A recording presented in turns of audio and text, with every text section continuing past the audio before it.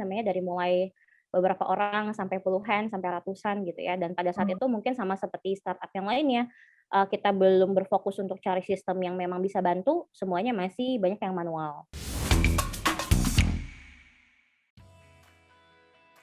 Halo, ketemu lagi di Ngobrol Digital Transformasi bareng Weaver. Nah, hari ini perkenalan lagi nih ya. Aku Tari Andini, Digital Marketing. Hari ini ditemenin sama Maria Francisca. Nah, kita ada Ibu Desi Ratnasari. Ini dari IDN Media nih. Kita mau ngobrol-ngobrol tentang experience IDN Media dalam menggunakan success factors. Nah, jadi di sini aku kasih ke Maria, terus memperkenalkan Ibu Desi ya. Boleh? Boleh, oke. Thank you, Tari. Oke. Halo, Mbak Devi. Apa kabar, Mbak? Halo, baik, baik. Masih WFH kelihatannya ya?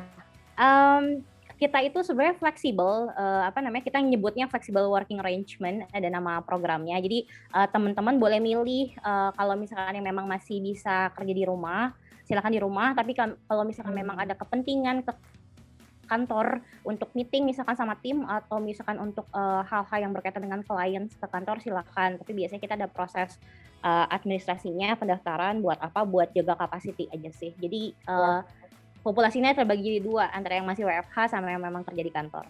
Memang urgent harus di kantor gitu ya? Betul. Betul-betul. Banyak sih company yang sekarang jalannya seperti itu. Oke Mbak, mungkin kita langsung masuk aja nih ke sesi ngobrol-ngobrol santainya kita seputar success story yang ada di IDN Media ya. Tapi mungkin sebelumnya bisa diperkenalkan dulu nih Mbak. Mungkin masih banyak yang belum tahu siapa sih IDN Media, apa sih IDN Media, boleh diperkenalkan dulu Mbak Desi. Oke, sip. Sebelumnya perkenalkan dulu tadi yang sudah dikenalkan oleh Tari gitu ya. Namaku Desi Ratnasari, bukan nama artis ya, berbeda orang. Untuk saat ini aku pegang People Operation di IDN Media untuk seluruhan IDN Media ya, untuk di posisi head-nya. Kalau misalkan yang belum tahu, mungkin IDN Media diceritakan sedikit.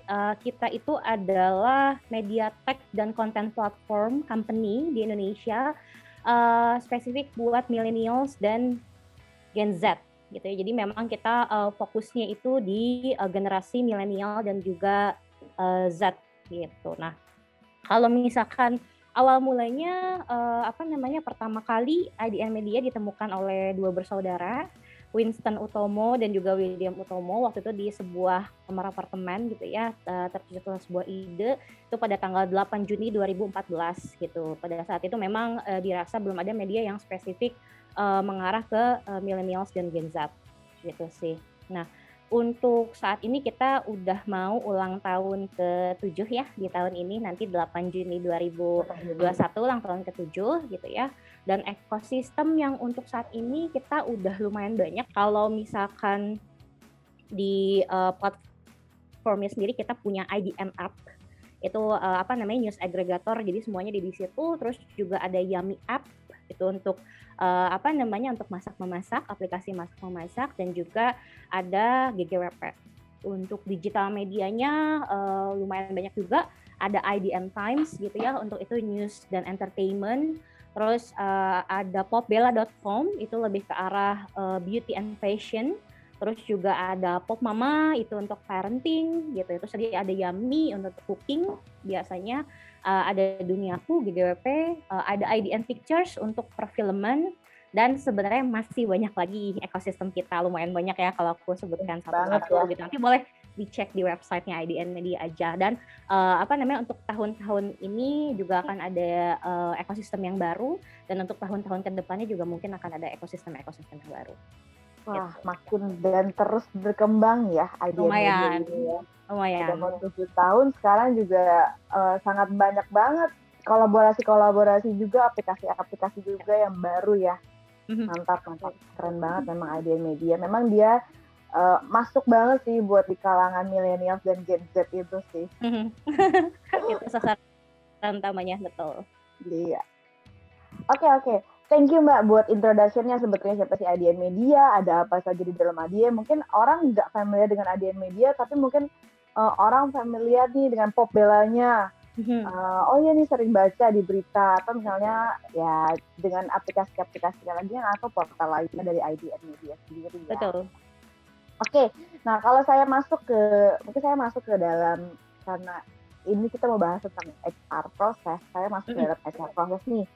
Selama HR proses yang dijalani di IDN Media, ada nggak sih hal-hal yang dirasakan oleh Mbak Desi atau tim yang lain yang menjadi tantangan nih di dalam HR proses tentang ini?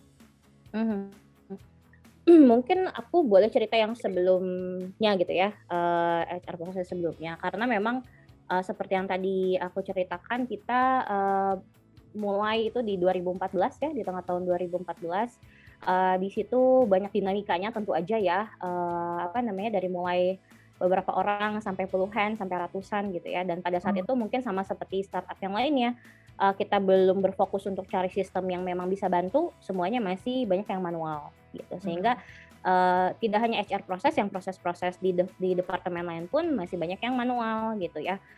Salah satu mungkin yang bisa aku contohkan sebutnya adalah performance review, langsung ke itu aja ya, kasih contohnya aja. Dulu sebelumnya kita masih struggling karena sifatnya masih manual, semuanya proses di-create reportnya itu satu-satu, karena pada saat itu mungkin dirasa masih memungkinkan untuk kita create report yang manual gitu ya. Sehingga tantangannya apa sih ya? Tantangannya kalau untuk di HR proses, kalau kita dealing dengan hal yang manual, satu human error pasti tinggi banget. Yang kedua waktu gitu ya pasti, dan yang ketiga mungkin konsistensi ya. Jadi memang hal yang dibuat manual dari satu dan yang lainnya, apabila sekarang juga udah lumayan banyak, itu sih kita alignment satu dan yang lainnya. Kalau di HR proses pada awalnya seperti itu sih tantangannya. I see. Terus dampak apa Mbak yang dirasakan dari tantangan-tantangan tadi tuh? Ada banyak berarti tantangannya sebetulnya ya.